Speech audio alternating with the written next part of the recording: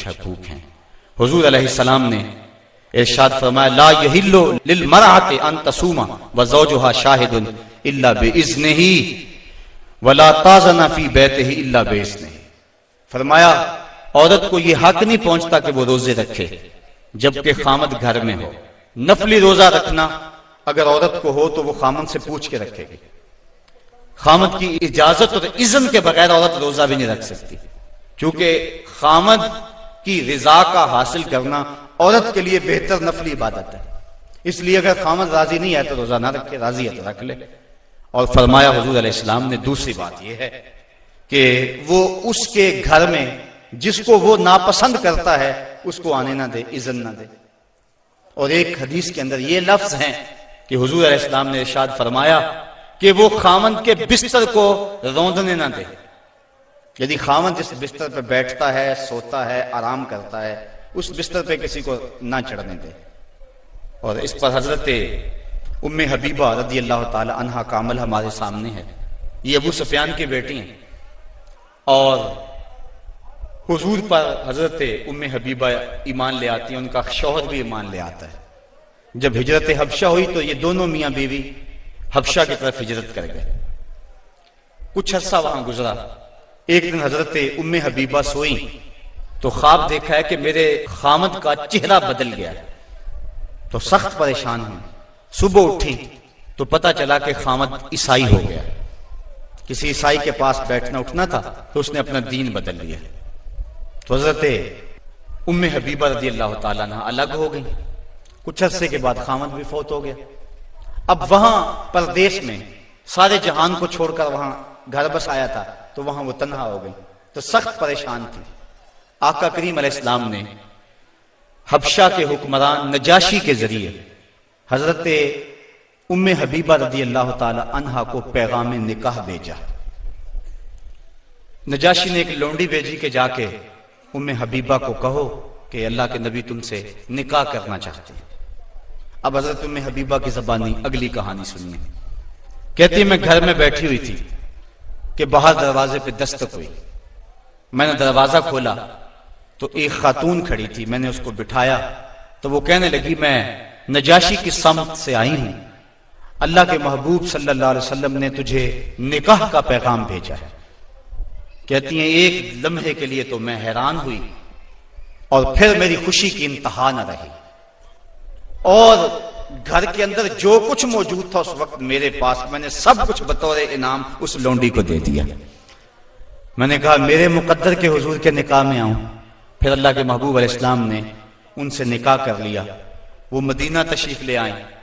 ابو سفیان ان کو ملنے کے لیے مدینہ پہنچے۔ حضور علیہ السلام کی چارپائی بچھی ہوئی تھی، تو یہ جا کے بیٹھنے لگے تو انہوں نے بستر لپیٹ لیا۔ تو ابو سفیان کہنے لگا رملہ تمہیں کیا ہو گیا؟ یہ بستر میرے قابل نہیں سمجھتی ہو یا مجھے بستر کے قابل نہیں سمجھتی ہو؟ تو حضرت ام حبیبہ کہنے لگی کہ یہ بستر اللہ کے رسول کا ہے اور میں نہیں پسند کرتی کہ اس کے اوپر کوئی مشرک بیٹھے۔ تو کہنے لگا ابو سفیان کہ تم بڑا بدل گئی ہو۔ پھر اللہ تعالیٰ نے ان کو بھی اسلام کی بہاریں عطا فرما دی۔ تو یہ حق ہے خامند کا بیوی کے اوپر کہ خامند کے بستر کے اوپر کسی کو نہ بیٹھنے دے۔ اللہ کے محبوب علیہ السلام نے فرمایا ایما امرأۃ ماتت وزوجها عنها راض دخلت الجنہ، وہ عورت جو اس حال میں مری کہ اس کا خامند اس پہ راضی تھا، فرمایا وہ عورت سیدھی جنت میں جائے گی۔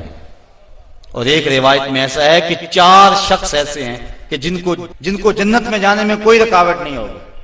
ان میں سے ایک وہ شخص جس نے اپنے والدین کی خدمت کی اور والدین اس پہ راضی ہوئے۔ دوسرا وہ شخص جس کے بال بچے زیادہ تھے، ذرائع آمدنی تھوڑے تھے، لیکن اس نے بچوں کے پیٹ میں حرام کا ایک لقمہ بھی نہیں جانے دیا۔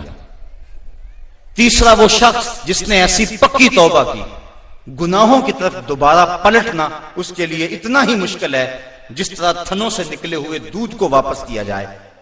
اور چوتھی وہ خاتون کہ جس نے اپنی ساری محبتیں اپنے خامند پہ نچھاور کر دی، اور اس حال میں فوت ہوئی کہ اس کا خامد اس پہ راضی تھا، فرمایا ان چاروں کو جنت میں جانے سے کوئی بھی نہیں روک سکتا۔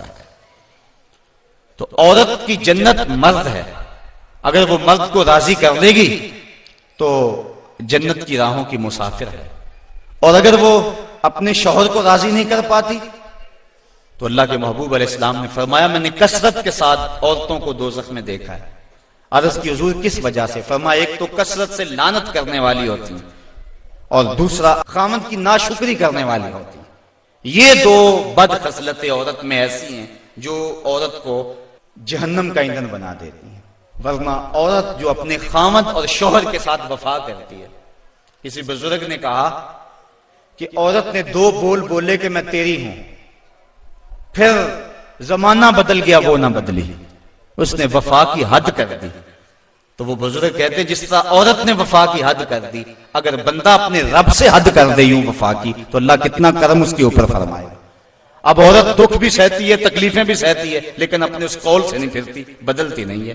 اس کی آرزو یہ ہوتی ہے اس گھر میں سرخ جوڑا پہن کے آئی تھی، سفید لباس لے کر نکلوں اس گھر سے، یہ اس کی آرزو ہوتی ہے۔ اور کسی عورت کی یہ خوش قسمتی ہے۔ تو عورت اگر اپنے خامن کو راضی رکھتی ہے تو وہ جنت کی مسافرہ ہے، لیکن اگر اپنے خامن کو ناراض کر دیتی ہے تو وہ جنت کی خوشبو بھی نہیں پائے گی۔ اس حال میں مرے کہ اس کا شوہر اس سے راضی ہو جائے۔